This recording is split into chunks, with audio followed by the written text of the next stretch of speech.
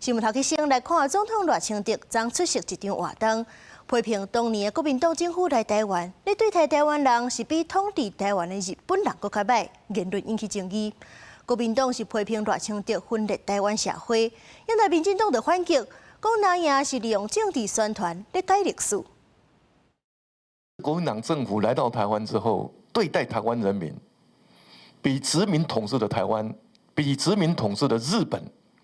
對台灣還要差。總統賴清德參加活動，致辭時陣講，伊認為台灣戰爭的歷史，統治者的心態攏無佇咧台灣，也特別講國民政府來台灣是把台灣當作反共大陸的跳板。賴總統的講法，和藍營強烈批評。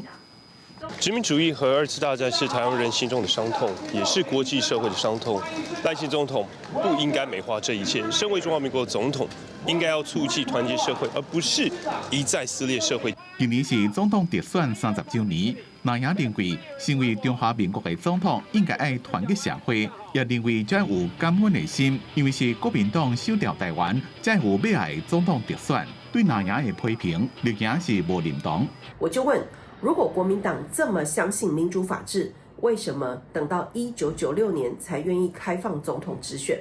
如果國民黨這麼在意台灣，為什麼要在台灣實施長達38年的戒嚴高壓統治？綠營認為藍營是用政治宣傳改寫歷史，認為二戰了台灣的命運不是某一個政黨救來的結果，因為台灣人民真正經歷過的是228事件、白色恐怖加38年的戒嚴統治。